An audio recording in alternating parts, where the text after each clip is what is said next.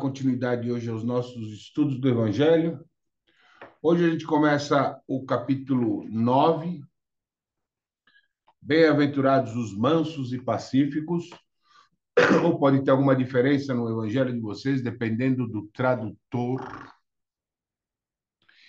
E esse é um capítulo bem legal, bem especial, que acho que é o que requer mais força da gente nesse caminho evolutivo. Mas vamos ler aí primeiro, depois a gente faz um comentáriozinho.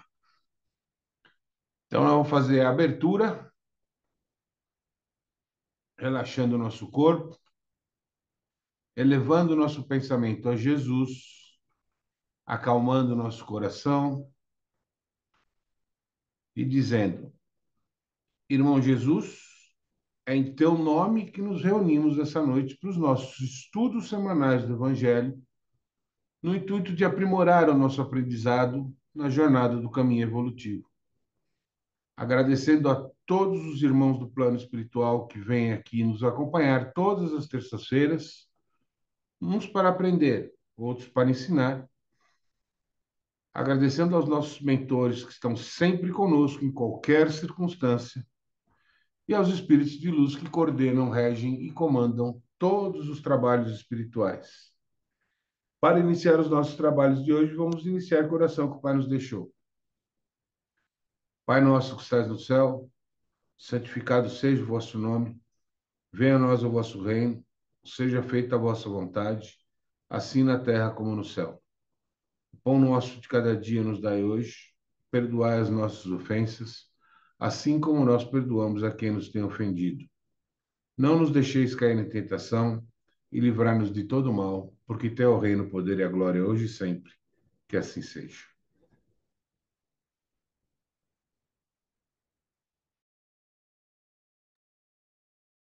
Então, vamos para a leitura do capítulo 9. Vamos começar com o capítulo Injúrias e Violências. Bem-aventurados aqueles que são brandos, porque eles possuirão a terra. Bem-aventurados os pacíficos, porque eles serão chamados filhos de Deus. Aprendestes o que foi dito aos antigos: não matareis, e todo aquele que matar merecerá ser condenado pelo julgamento. Mas eu vos digo que todo aquele que se encolerizar contra o seu irmão merecerá ser condenado pelo julgamento. Que aquele que disser a seu irmão raca merecerá ser condenado pelo conselho. E que aquele que lhe disser sois louco merecerá ser condenado ao fogo do inferno. Por essas máximas, Jesus faz da doçura, da moderação, da mansuetude, da afabilidade e da paciência uma lei. Condena, por conseguinte, a violência, a cólera e mesmo toda expressão descortês com respeito ao semelhante. Raca era, entre os hebreus, um termo de desprezo, que significava homem de má conduta, e se pronunciava escarrando e desviando a cabeça. Ele vai mesmo mais longe, uma vez que ameaça com o fogo do inferno aquele que disser ao seu irmão: sois louco. É evidente que aqui, como em toda circunstância, a intenção agrava ou atenua a falta, mas em que uma simples palavra pode ter bastante gravidade para merecer uma reprovação tão severa, é que toda palavra ofensiva exprime um sentimento contrário à lei do amor e da caridade, que deve regular as relações dos homens e manter entre eles a concórdia e a união, que é um insulto à benevolência recíproca e à fraternidade, que entretém o ódio e a animosidade. Enfim, que, depois da humildade para com Deus, a caridade para com o próximo é a primeira lei de todo cristão. Mas o que diz Jesus por essas palavras? Bem-aventurados aqueles que são brandos, porque eles possuirão a terra, tendo ele dito para renunciar aos bens desse mundo e prometendo-os do céu? À espera dos bens do céu, o homem tem necessidade dos da terra para viver. Somente lhe recomenda não ligar a esses últimos mais importância do que aos primeiros. Por essas palavras, ele quer dizer que, até esse dia, os bens da terra estão assambarcados pelos violentos, em prejuízo daqueles que são brandos e pacíficos. que a estes frequentemente falta o necessário, enquanto que os outros têm o supérfluo. Promete que justiça lhe será feita, na terra como no céu, porque são chamados filhos de Deus. Quando a lei de amor e de caridade for a lei da humanidade, não haverá mais egoísmo. O fraco e o pacífico não serão mais explorados, nem esmagados pelo forte e pelo violento. Tal será o estado da terra quando, segundo a lei do progresso e a promessa de Deus, ela tornar-se um mundo feliz pela expulsão dos maus. Fê, você quer que continue a leitura ou você já quer fazer o comentário desse parágrafo? Está mutado. Liga o microfone. Pode ir direto, depois a gente comenta tudo. Tá bom, então vamos lá. Então vamos para instruções dos espíritos, a afabilidade e a doçura.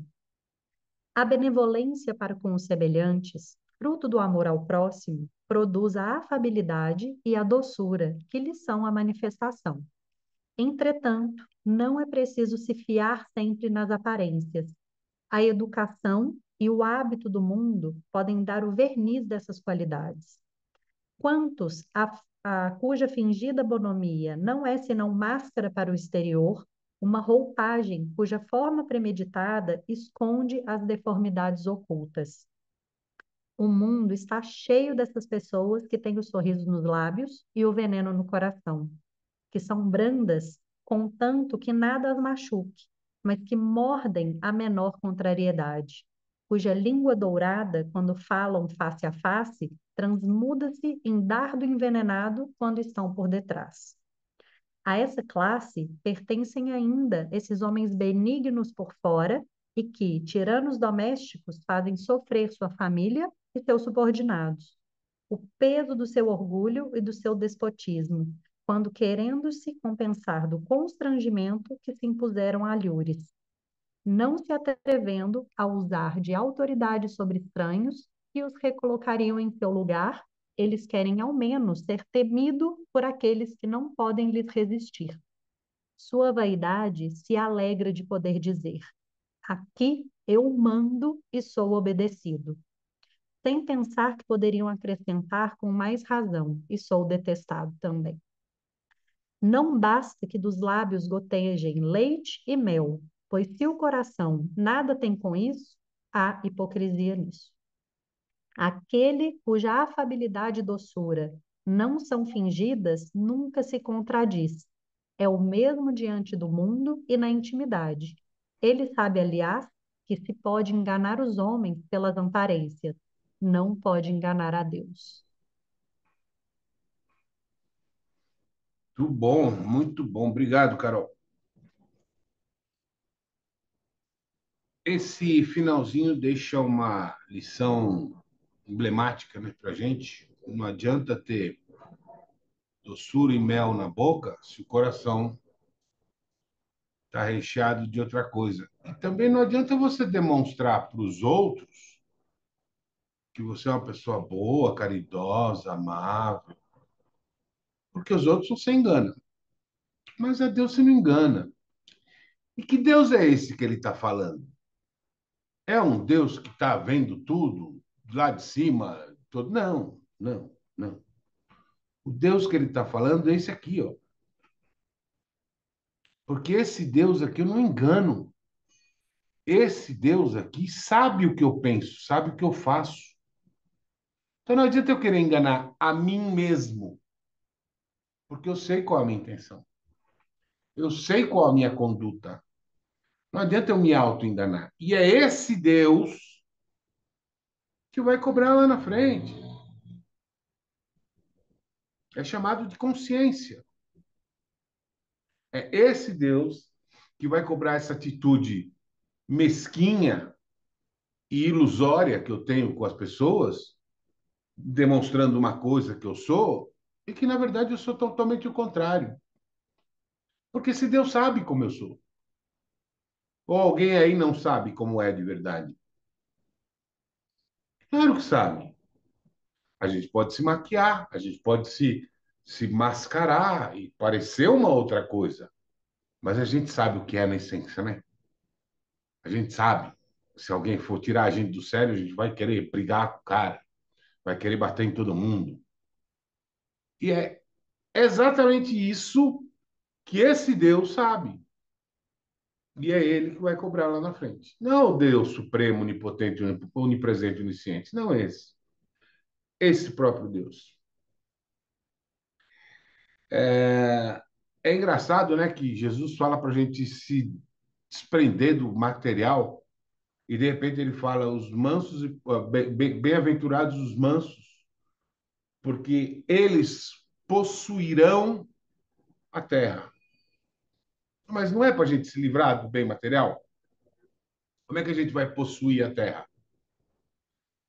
Gente, possuir e ser proprietário são dois termos completamente diferentes.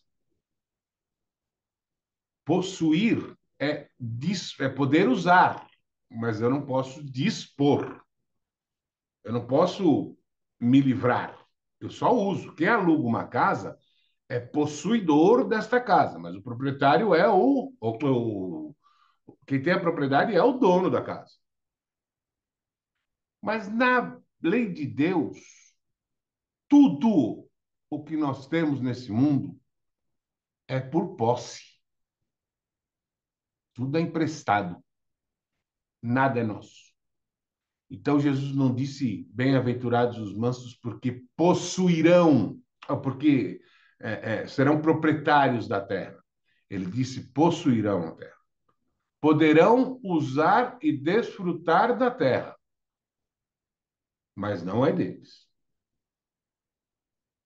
Como nada aqui é nosso. Minha casa, meu carro, minha fazenda, meu. Se experimenta morrer amanhã. Acabou minha casa, acabou meu carro, acabou meu sítio, acabou minha fazenda, acabou meu tudo. E quando Jesus fala mansos e bem-aventurados os mansos e pacíficos, ele está falando de violência física. Quando ele fala de injúria e violência, ele está falando de violência física. Ele não chegou aí ainda. Ele está falando daquilo que eu penso em fazer. Ele tá na premeditação ainda. Se eu estou disposto a agredir verbalmente e me condicionar, me preparar, me premeditar para uma violência física, eu sou capaz de executar. E é isso que Jesus está falando por enquanto, do pensamento. Quem aqui teria coragem de discutir o, a sua formação, qualquer que seja, com uma criança de 10 anos? Ou com uma criança que tenha uma pessoa que tenha um comprovado retardo mental? Quem discutiria?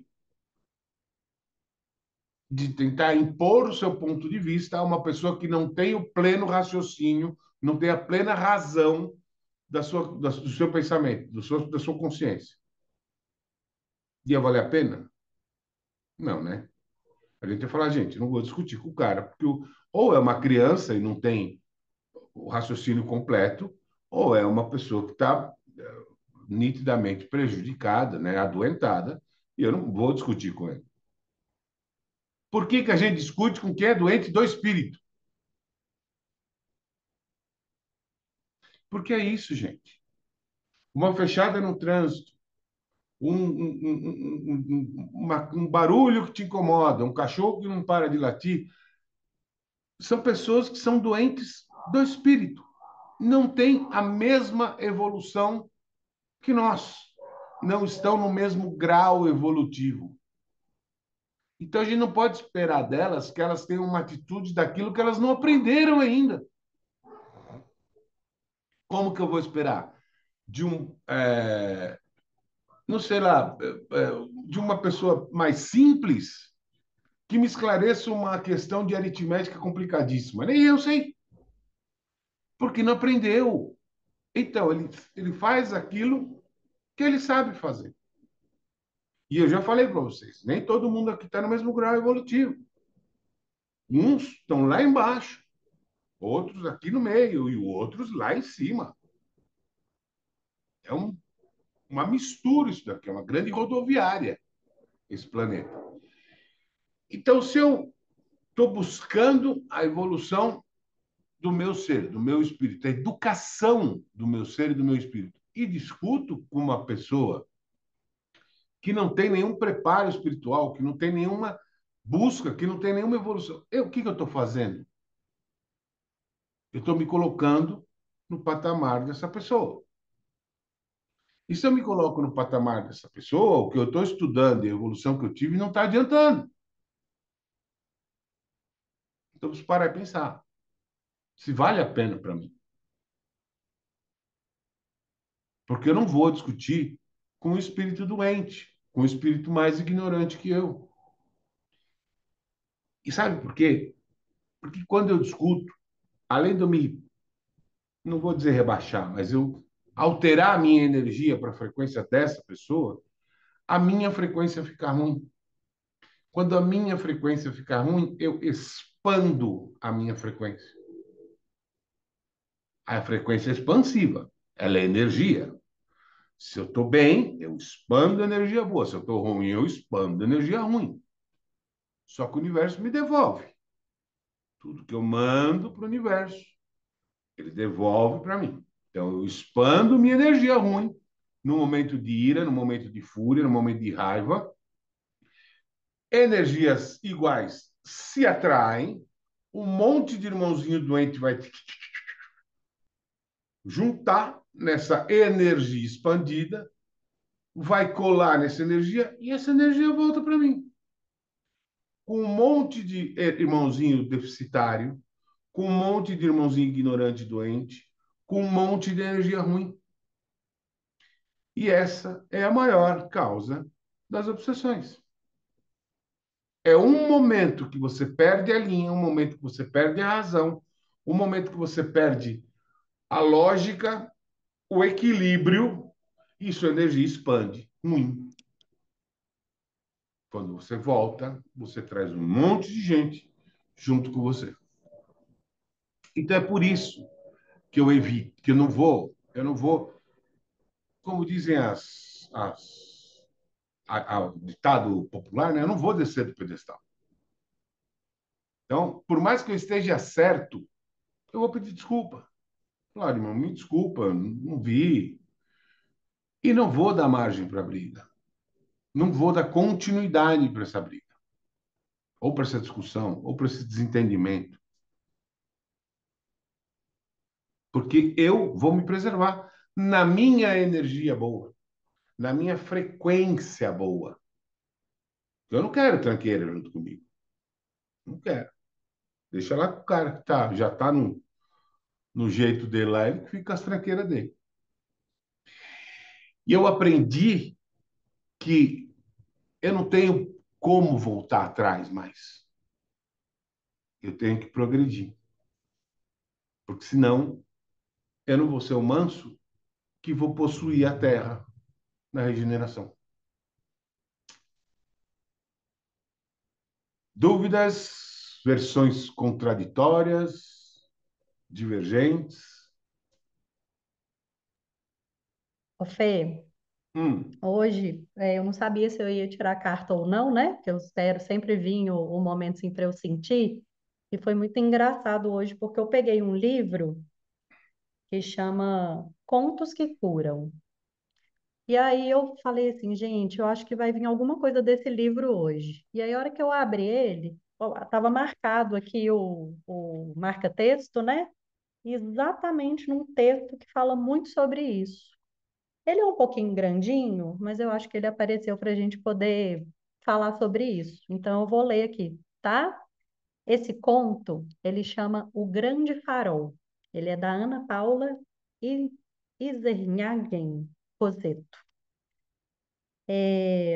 Diziam que muito tempo atrás, todos aqueles que nasciam em Arcádia logo entravam na grande busca da vida para saber qual seria o seu propósito na existência. Essa jornada, que a princípio era feita com inocência e confiança, logo se tornava desafiadora, pois quanto mais tempo se passava naquela terra, mais os pensamentos e sentimentos das pessoas formavam uma máscara em seus rostos que eventualmente precisaria ser retirada. Áglia, assim como todos no lugar, sabia que o farol de Arcádia alinhava suas três partes a cada 91 luas, e que a única passagem possível para continuar seguindo na grande busca da vida era quando todas elas estavam alinhadas. Porém, quem quisesse passar pelo portal precisaria retirar a máscara. Quem não conseguia removê-la não passava, precisando esperar o próximo alinhamento. O dia do alinhamento estava chegando e várias das pessoas dispostas a seguir suas jornadas se encaminhavam para onde se iniciava o caminho até o farol. Como sua localização era secreta, era preciso resolver enigmas sobre si mesmo no decorrer de 4 dias para chegar até lá. A cada amanhecer, os viajantes recebiam a visita de uma bela e majestosa coruja, que trazia as mais variadas perguntas sobre valores, atitudes, expressão e convívio social. Quem conseguisse resolver os enigmas no decorrer do dia recebia a direção que deveria percorrer para chegar até o local de descanso à noite. Vários buscadores da vida não conseguiam resolver todos os 4 enigmas e ficavam pelo caminho, atrasados demais para chegar a tempo de passar pelo portal.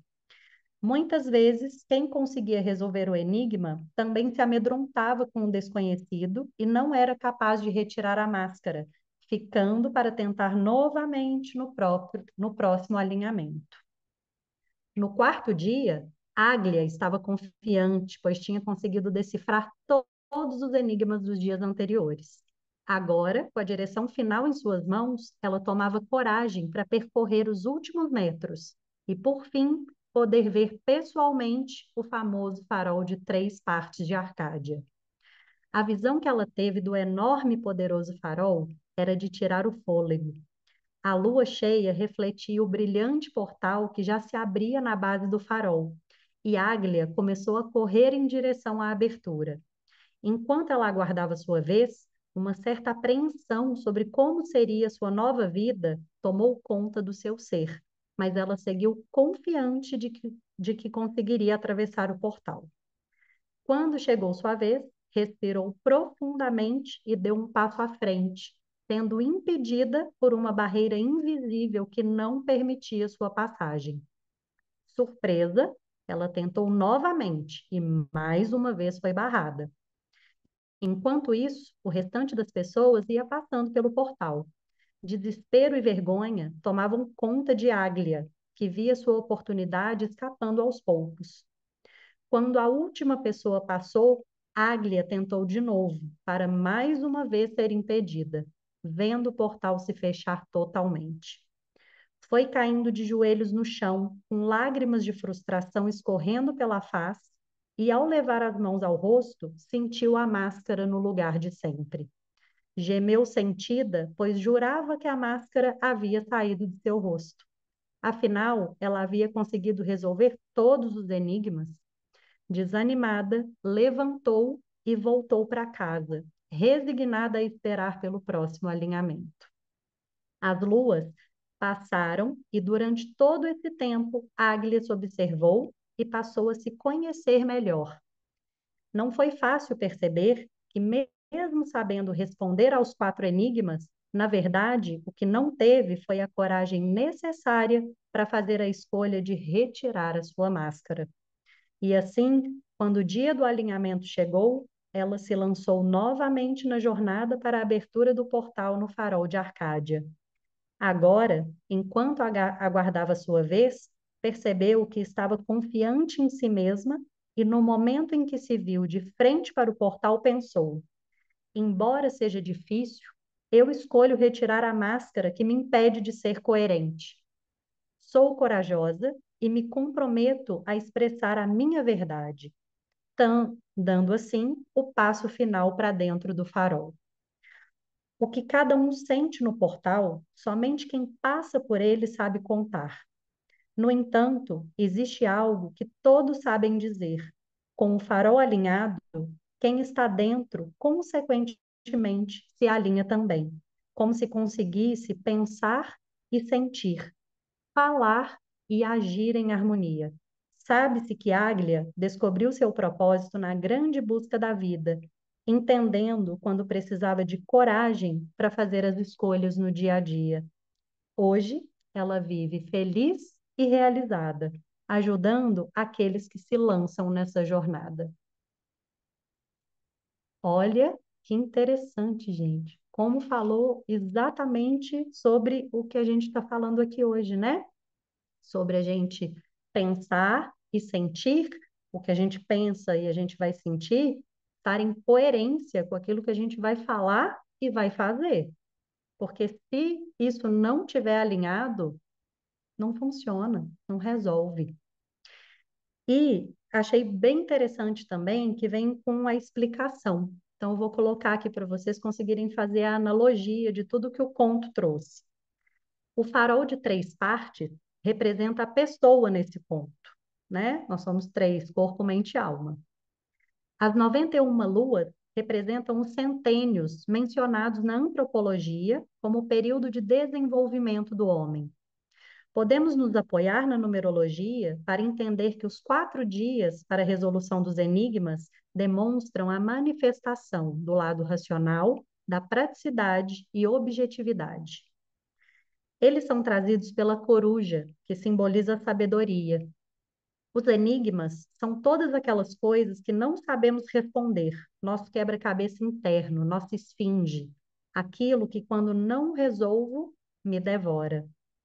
Para sustentarmos a nossa coerência, precisamos saber se estamos alinhados.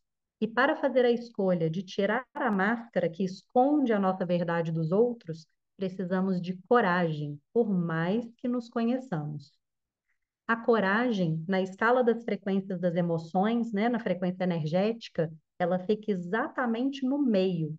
Ela é o ponto de virada entre as emoções que nos possibilitam entrar em ação. A máscara representa a nossa persona, aquela parte de nós que foi moldada e age para o convívio e a aceitação social. São os personagens que representamos no nosso dia a dia. O portal se abrindo significa que podemos viver novas experiências quando estamos verdadeiramente alinhados conosco mesmos, escolhendo retirar as nossas máscaras. Caso contrário, pensamos e sentimos uma coisa, falamos outra e agimos de acordo com outra ainda, sem potência de vida, nem congruência para sustentar nossos objetivos e sonhos. Achei muito legal esse ponto. Quem quiser fazer algum comentário, porque ele é bem profundo, né? Fica aberto aí para quem quiser comentar. Pirâmide de Tebas. Desvenda-me ou te devoro.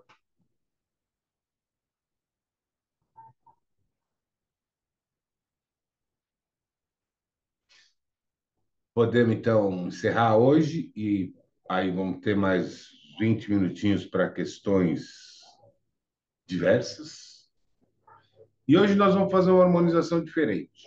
Hoje nós vamos, na hora da harmonização, nós vamos imaginar que há 7 entidades à nossa frente. Oh, desculpa, 8 entidades à nossa frente. Cada uma com a mão estendida na direção de um chakra. Eu vou falar um por um dos chakras. E essa entidade que está com a mão estendida em direção ao chakra que eu falar, vai emanar um raio de luz que vier na cabeça de cada um. A sugestão, a intuição, vermelho, azul, amarelo, verde, não interessa. Eu vou pensar e imaginar esse chakra. E essa luz vindo na direção desse chakra. Não se apeguem às cores naturais do chakra. Pode ser qualquer cor que vocês intuírem. Irmão Jesus, mais uma vez estivemos reunidos em seu nome, nos nossos estudos semanais do Evangelho, agradecendo a todos os irmãos do plano espiritual que aqui compareceram, aos nossos mentores, nós agradecemos e pedimos que continuem nos intuindo, nos orientando, nos direcionando, nos instruindo, nos ensinando, aos espíritos de luz, nós pedimos que fluidifiquem a água para que ao bebermos nos livremos dos nossos males físicos e mentais e nos concedam a cada entidade, à frente de cada participante dessa reunião, a força da transmissão da divindade da bênção do passe. E essas 8 entidades à nossa frente, uma delas estende a nossa mão sobre o chakra coronário e passa a emitir a luz da cor.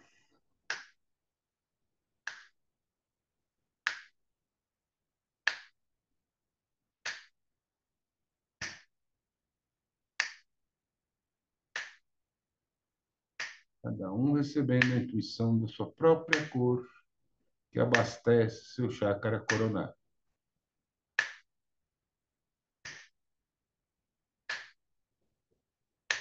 Uma segunda entidade estende a mão e projeta uma luz no nosso chakra frontal.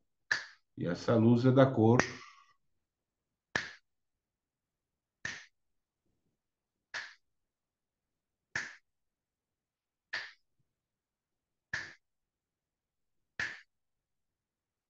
A outra entidade estende a mão na direção do nosso chakra laríngeo. Passa a emitir uma luz da cor.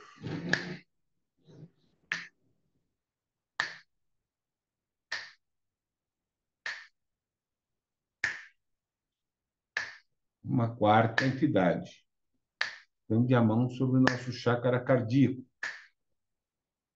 Passa a emitir uma luz da cor.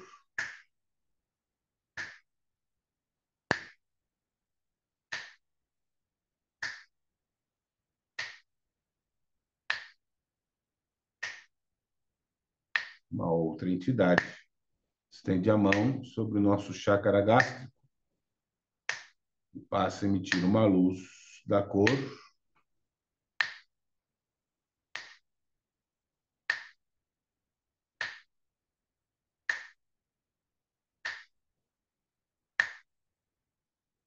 Outra entidade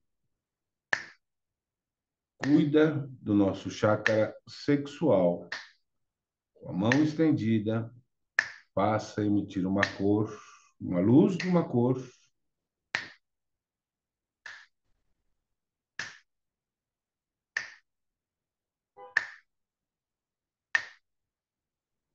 A sétima entidade estende as mãos em direção ao nosso chakra básico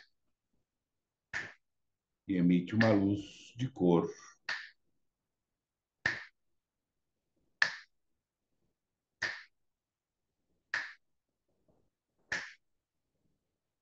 Uma última entidade estende a mão sobre o nosso chakra esplênico e passa a emitir uma luz de cor.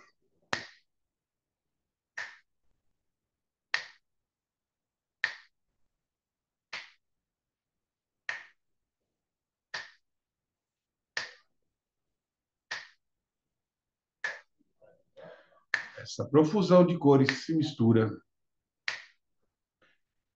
cada um com o outro,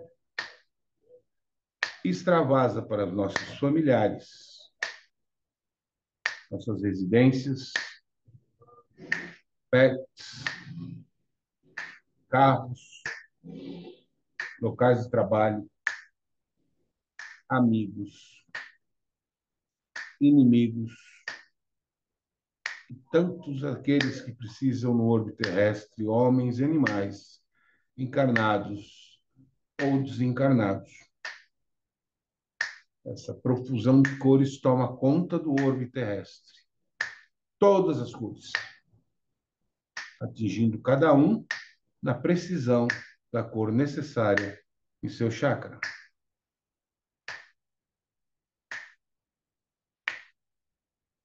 E nessa profusão de sangue nós dizemos: Pai, obrigado por tudo que tivemos, pelo que temos e pelo que ainda teremos.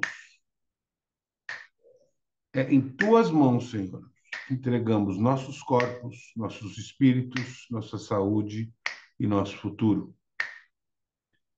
Ilumina o nosso caminho e nos conduz por ele. Faz de nós o instrumento da tua palavra, que assim seja, graças a Deus. Saúde.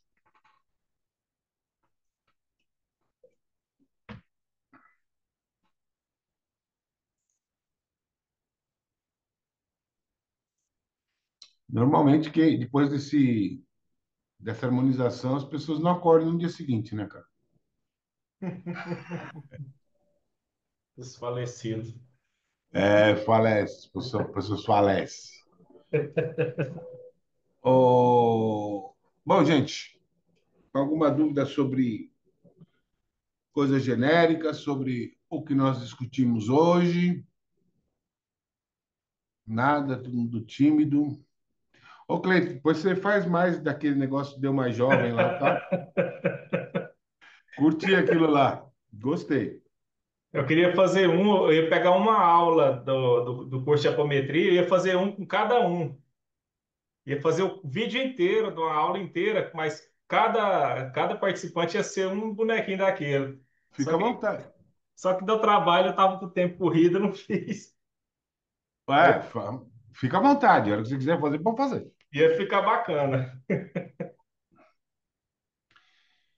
Mas alguém, pessoal, quer comentar, trazer uma coisa que viu na internet, ficou em dúvida? A vizinha contou que foi assim, vocês ficaram em dúvida ou não? Então podemos encerrar por hoje? Pode? Então vamos Ui, lá. ui, ui. Fala aí, fala aí. Não, não. Não, ontem no centro a gente estava. No centro. Eu ouvi a pessoa falando ontem que o certo não era falar que Deus é criador, é criador. Ah, Falou que criador. criador é diferente de criador. Também é, porque criador eu nem sei o que é. Criador eu sei que é aquele que cria, né? Aí a gente ficou assim, uma meia hora debatendo, não entendi nada, eu deixei quieto. Falei, não vou discutir, não. Criador provavelmente é aquele que crê. Eu pensei a mesma coisa. Se Deus crê, ele não é. Se ele não é, não é Deus. Pois é. Pois é. Essas perguntas sem resposta é complicado. Ficou uma meia hora discutindo, eu falei, não, vou deixar quieto. Eu até eu esquivo. Então é isso mesmo, é criador. Pode seguir, vai com Deus, vai com o criador aí. Faz parte. Então. Contanto que você crê, você pode crer no criador ou no criador, tanto faz. Pois é. Bom, gente, então, para quem eu vejo amanhã, até amanhã. Para quem eu vejo na terça, até a próxima terça. Fiquem todos com Deus, sempre na mais alta vibração. Beijo! Beijo, beijo.